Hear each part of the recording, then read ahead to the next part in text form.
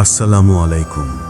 আপনারা শুনছেন হরর বাংলা, যেখানে গল্প শুধু গল্প না, বরং একটা সতর্কবার্তা।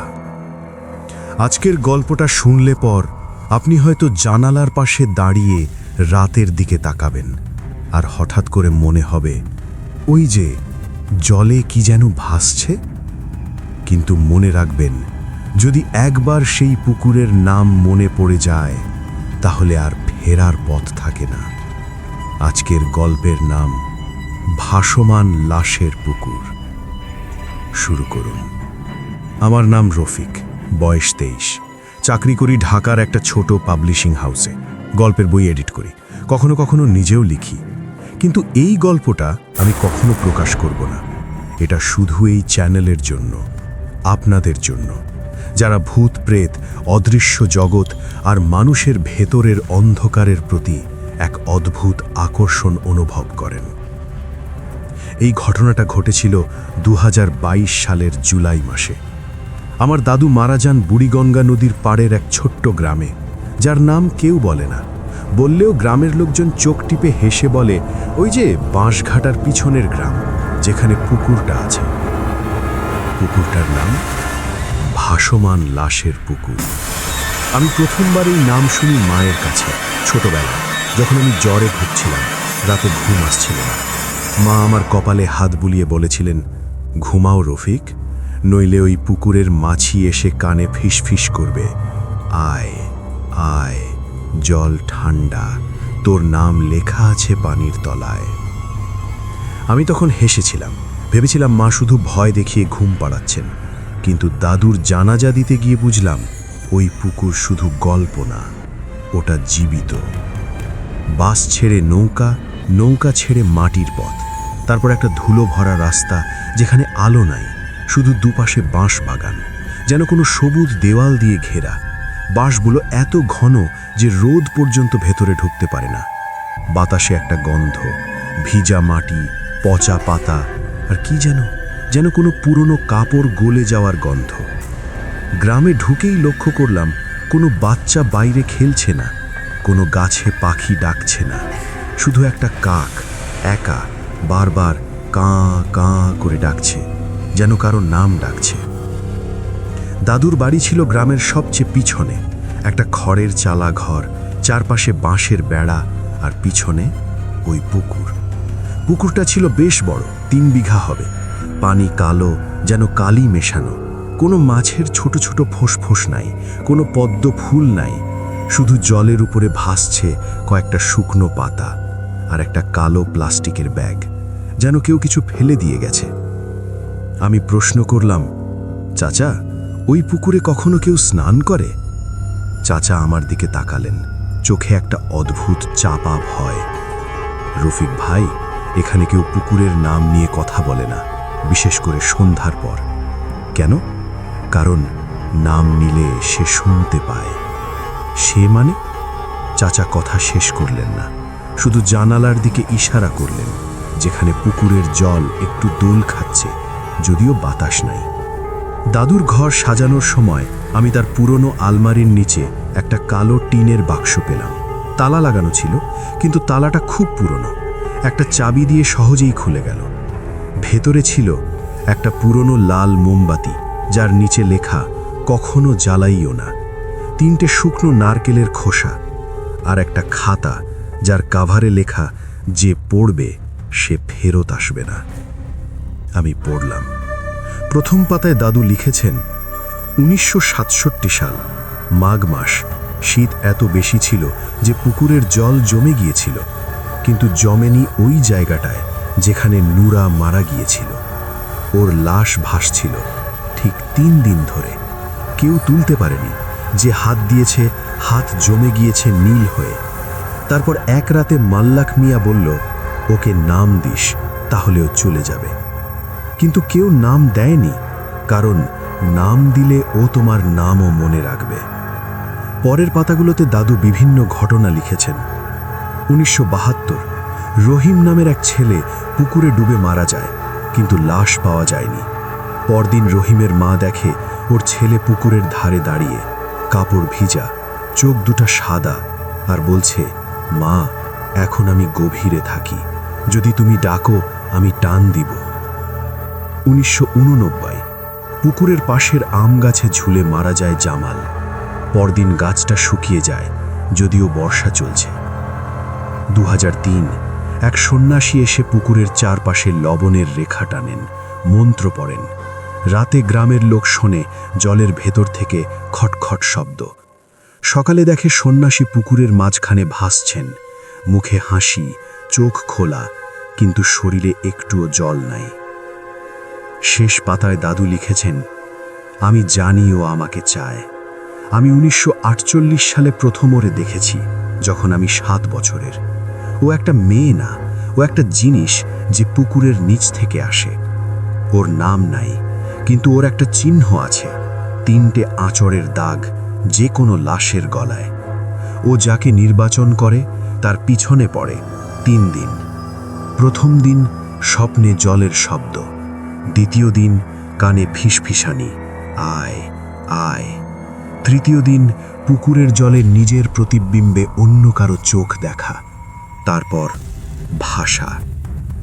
আমি বাঁচতে চাই, তাই আমি নিজেকে বাঁধব লোহার শিকল দিয়ে, পা হাত টেবিলের সাথে। কিন্তু যদি তুমি এই ডায়েরি পড়ো, তাহলে ও এখন তোমাকে দেখেছে, তোমার পিছনে 3 দিন শুরু হয়ে গেছে। আমি ডায়েরি বন্ধ করলাম, ঘরের বাতি নিভে গেল, কিন্তু আমি সুইচ টিপলাম না, কারণ আমি জানালায় নিজের প্রতিবিম্ব দেখলাম, আর সেই প্রতিবিম্বে আমার চোখ দুটো কালো। রাত হলো, বাইরে বৃষ্টি শুরু হলো, একটা অদ্ভুত বৃষ্টি। ফোঁটাগুলো ধীরে ধীরে পড়ছে, যেন কেউ জল ঢালছে। বাতাসে একটা শব্দ, ঝিলিক ঝিলিক, যেন কোনো ভেজা কাপড় টানা হচ্ছে। আমি ঘুমাতে গেলাম, কিন্তু ঘুম আসছিল না। তখন শুনলাম টপ টপ টপ, পানি পড়ার শব্দ। আমি চোখ মেললাম, ছাদ থেকে পানি পড়ছে না, শব্দটা আসছে আমার বিছানার নিচ থেকে। আমি ধীরে বিছানা থেকে উঠলাম।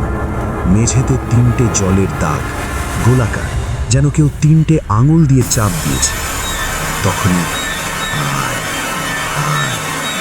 ফিসফিস করে বলা কণ্ঠ, যেন কারোর গলায় পানি ঢুকে গেছে। আমি জানালা খুললাম, বাইরে কুয়াশা, আর পুকুরের দিকে তাকালে জলের উপরে একটা ছায়া দাঁড়িয়ে আছে। মাথায় লম্বা চুল, কিন্তু চুলগুলো উপরের দিকে উঠছে, যেন জলের ভেতর থেকে টান পড়ছে। আমি জানালা বন্ধ করে দিলাম, দরজা লক করলাম, বালিশের নিচে রাখলাম দাদুর লাল মোমবাতি, তবে জ্বালালাম না। কিন্তু ঘুম হলো না। আর পরদিন সকালে যখন ঘুম ভাঙল, আমার গায়ের শার্টের পিছনে 3টে ভিজা আঁচড়ের দাগ। গ্রামের লোকজন আমাকে এড়িয়ে চলছে। মাছ বিক্রি করেন এরকম একটা বুড়ো দোকানদার আমাকে দেখেই দোকানের দরজা বন্ধ করে দিল। তুই যা, আমার কাছে নেই তো এই জন্য কিছু। আমি বললাম, চাচা, আমি কি করেছি? বুড়ো একটু থেমে বলল, যার গায়ে ওই দাগ, সে 3 দিন পর পুকুরে যায়, নিজেই হাঁটতে হাঁটতে, কেউ থামাতে পারে না। কেন? কারণ ও তার নাম লিখে দেয় জলে, আর যার নাম লেখা থাকে সে ফেরত আসে না। সন্ধ্যা নামল।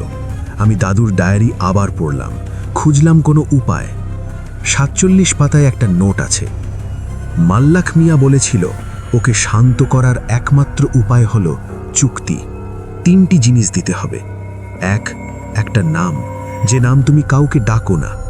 2, একটা স্মৃতি, যে স্মৃতি তুমি কাউকে বলো না। আর 3, একটা শপথ, যে শপথ তুমি কখনো ভাঙবে না।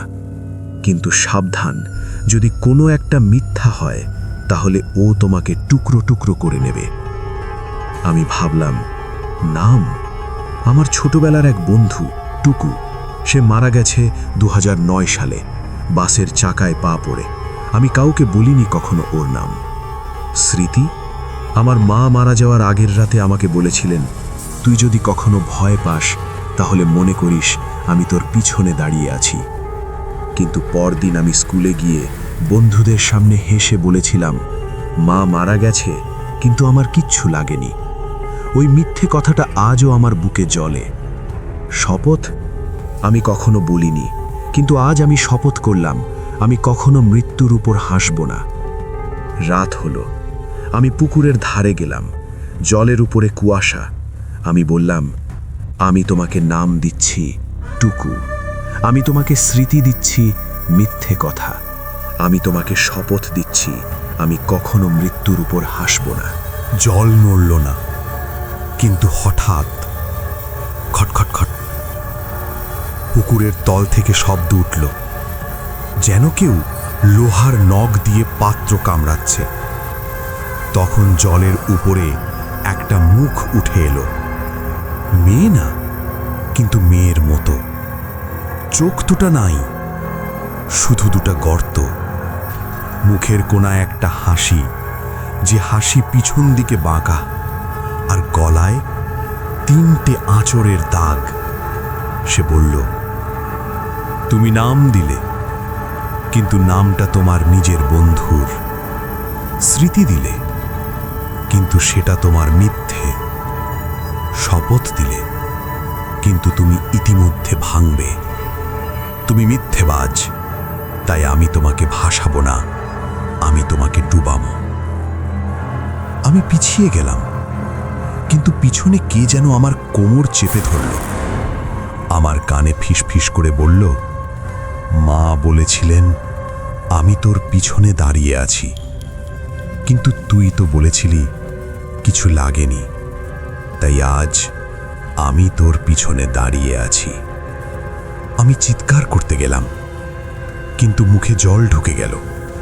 জল যেন গরম, আর একটা হাত, দীর্ঘ, নীলচে, নখ লম্বা, আমার গলা জড়িয়ে ধরল। আমি টানাটানি করলাম, কিন্তু জানলাম তৃতীয় দিন এসে গেছে। আমি জেগে উঠলাম। আমি পুকুরের মাঝখানে, জলের ভেতর। আমার শরীর হালকা। আমি নিজেকে দেখলাম। আমার চোখ দুটা সাদা, গলায় 3টে আঁচড়ের দাগ, আর আমার মুখে একটা হাসি, যে হাসি পিছন দিকে বাঁকা। আমি ভাসছি, ওপরে উঠছি না, নিচে নামছি না, শুধু ভাসছি, ঠিক যেমন নুরা, রহিম, জামাল আর দাদু ভাসতেন। তখন নিচ থেকে একটা হাত এসে আমার পা ধরল, তারপর আর একটা, তারপর আর একটা। আমি দেখলাম নিচে অসংখ্য মুখ, সবার গলায় 3টে দাগ। সবাই হাসছে, আর সবাই আমার দিকে তাকিয়ে বলছে, আয় আয়, জল ঠান্ডা, তোর নাম লেখা আছে পানির তলায়। আমি চোখ বন্ধ করলাম। তখন শুনলাম কা কা। সেই কাকটা এসেছে পুকুরের ধারে আর ডাকছে, রফিক রফিক। আমি চোখ খুললাম। উপরে আলো, কেউ যেন আমাকে টানছে, কিন্তু আমি জানতাম ওটা আলো না, ওটা মায়া। তবু আমি টান দিলাম। আমি উঠে এলাম, জল থেকে বেরিয়ে দাঁড়ালাম। পুকুরের ধারে দাঁড়িয়ে আছে এক মেয়ে, 12-13 বছরের। চোখ দুটো বড়, কালো, আর হাতে একটা ছোট্ট ডায়েরি। সে বলল, তুমি উঠে এলে, কিন্তু তুমি তো মরে গেছো। আমি বললাম, আমি আমি কিভাবে? মেয়েটা হেসে বলল, তুমি 3 দিন পরে ভাসো, কিন্তু তুমি তোমার শপথ ভেঙেছ। তুমি এখনো মৃত্যুর ওপর হাসো। দেখো না তোমার ডায়েরিতে তুমি কিভাবে আমাদের গল্প লিখেছ।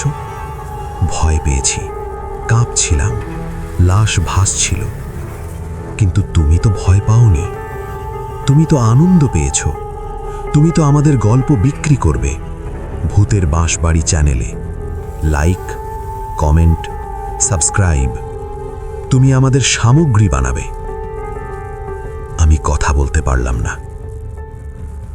মেয়েটা ডায়েরিটা আমার দিকে এগিয়ে দিল। লিখো গল্পটা, কিন্তু মনে রেখো, প্রতিটা ভিউ, প্রতিটা সাবস্ক্রাইবার আমাদের কাছে একটা নাম দেয়। আর যখন তোমার চ্যানেলে 10,000 সাবস্ক্রাইবার হবে, তখন আমরা সবাই উঠে আসব। আর তুমি হবে আমাদের প্রথম অতিথি। আমি ঢাকায় ফিরেছি। কেউ জানে না কি হয়েছিল, কেউ জানে না আমি মরে গিয়েছিলাম, তারপর কিভাবে ফিরেছি। আমি এখন গল্প লিখি, এই গল্পটাও লিখেছি। তবে একটা কথা সত্যি, আমি এখন রাতে ঘুমাই না, আমি জাগি। আমি জানালা দিয়ে বাইরে তাকাই, আর প্রতি রাতে দেখি আমার বালকনির রেলিংয়ে বসে আছে মেয়েটা, আর হাতে ধরে আছে আমার ফোন, যাতে বাড়ছে সাবস্ক্রাইবারের সংখ্যা। আজ সকালে দেখলাম ৯,৯৯৯, আর আজ রাতে ১০,০০০ হবে। তখন আমি জানব ওরা আসছে, পুকুর থেকে নয়, আপনার ফোনের স্ক্রিন থেকে। কারণ ভাসমান লাশের পুকুর এখন আপনার সামনে। আপনি যতক্ষণ এই গল্পটা পর্যন্ত পড়বেন, ততক্ষণ ওরা আপনার পিছনে দাঁড়িয়ে থাকবে। ধন্যবাদ আপনাকে যে এই পর্যন্ত শুনলেন। কিন্তু একটা কথা মনে রাখবেন, আপনি যদি এখন জানালা দিয়ে বাইরে তাকান আর দেখেন জলের মতো একটা আয়না আপনার পিছনে, তাহলে বুঝবেন ওরা আপনার জন্য অপেক্ষা করছে, আর আপনার নাম ওরা লিখে ফেলেছে। শুভরাত্রি। আমি রাফিক, ভূতের বাসবাড়ি থেকে, যেখানে প্রতিটা গল্পের শেষে কেউ ফেরত আসে না।